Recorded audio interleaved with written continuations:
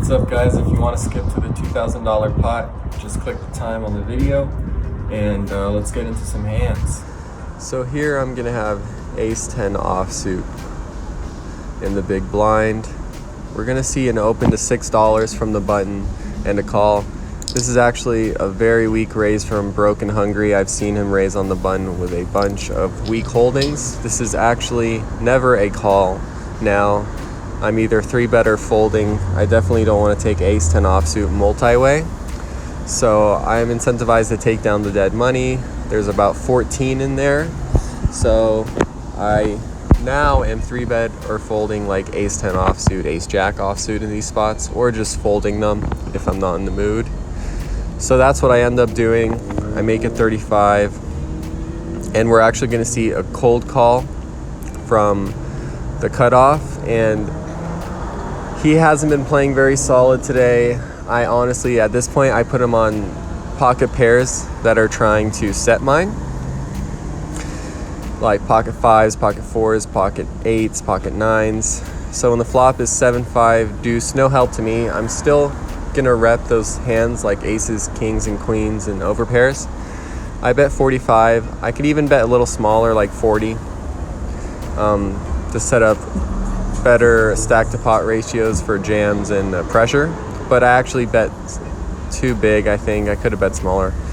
He calls, and I still am putting him on pocket pairs, weak pocket pairs, pocket 6s, pocket 8s, but maybe even some junk I'm ahead of. When the turn is a jack, I'm not exactly excited at this point. I might have to actually check fold if he decides to put some pressure on me, because I'm done with this hand. I think he would have folded out a lot of junk on the flop. And he actually goes check, check, so that's nice. And the river is a king, which is a great card for my range. I can definitely have ace king after I check back the turn and bet the flop. So assuming I'm not best here, losing to pairs he has in his hand, I want to put pressure and try to take down this pot. So I bet 100 into 174, and that seems to get the job done as he elects to fold his cards. So I definitely like my line here, and I think I played it decent.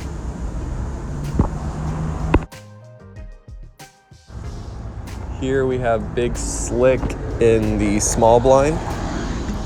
It's going to be a lot of limping to me, so I am going to raise this up. I could make it a bit bigger.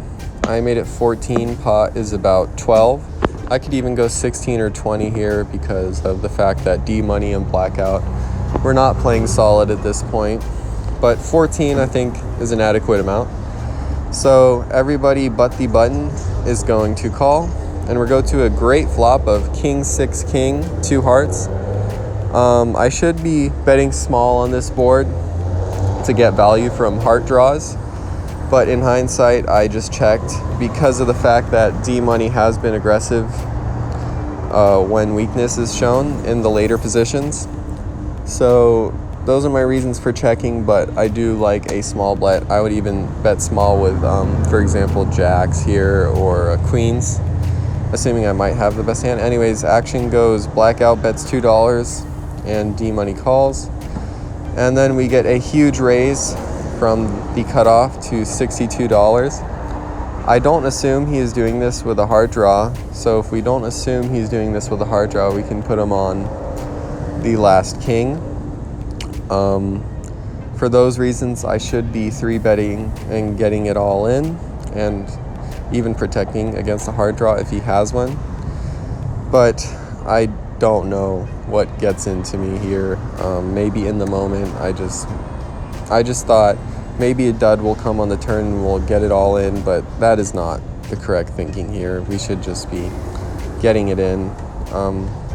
I don't think he's ever going to be folding a king, even if I come over the top and make it 120 more, putting him all in before a heart comes and it kills the action, because a heart will definitely kill the action.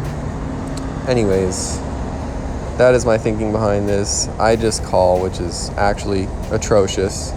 And we see one of those action killing cards. I'm actually not very scared of a flush here, but you think now I should be at least betting something here, because I don't really put him on a flush draw when he raises so much.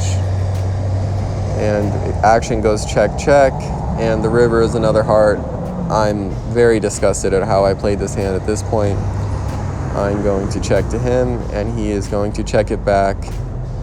And I win, but he ends up showing King 10 with no heart. So even though I won this hand actually stings. And I just want to show it on my YouTube channel to make sure I don't do this again, and that you guys don't ever do this. Horrible play by me, and we will move on to the next hand. So here I have ace 3 of clubs. There's a straddle on. I think it's fine to just call the straddle and proceed from there. I have the 2 action players to my right, Happy Ending and Josh Allen. Definitely some very important people and give a lot of action. He's gonna make it 20 Happy Ending, and I think this is just a pretty clear cut fold, even though my hand is very pretty. It is suited with an ace. These hands do get you in a ton of trouble though, as unless you're flopping the nut flush draw or 2 pair, your hand is very weak and you usually can't proceed with a lot of strength. So for those reasons, I think this is just a fold with the huge open to $20. But I call, and it's not a good situation, even when you're going multi-way. Flop looks pretty good. Ace, ace, 9. The action player checks. Josh Allen bets 23. I smooth call, and then the action player raises it to 115. This is a very strong play, because he has to get through both of us if he is putting down a bluff. I think I would be more inclined to call if it was heads up, because of the fact that there's more maneuverability for him. But the fact that there is a bet from Josh Allen, let's look at it from his perspective. He can easily have an ace here. And then a call from me, I could easily have an ace, and then he's going to check raise over both of us. So it's a very tough spot, because I'm sure it's not a bluff. I can't really see any bluffs on this board, and both of us can have an ace, which one of us actually does. So only beating one combination, ace deuce, I don't think that he is doing this as a bluff, or that he is doing it very light, because of the fact he has to get through Josh, and then he has to get through me as well.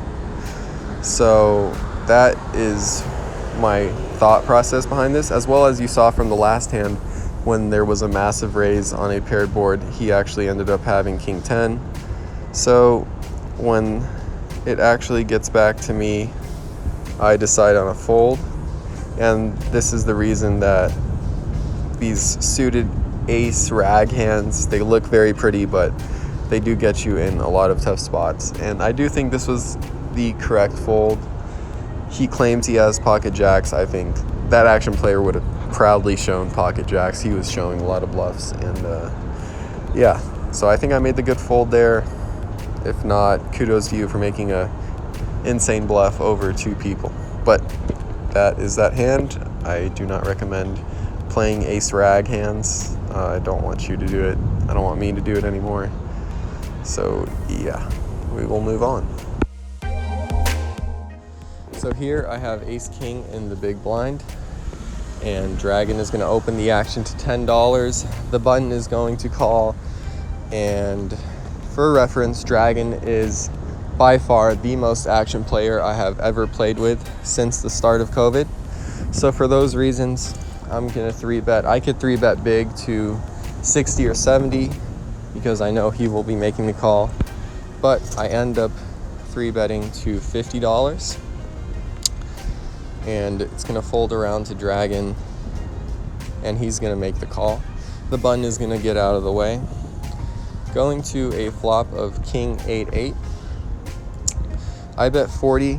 I would do that with pocket jacks and pocket queens and ace queen.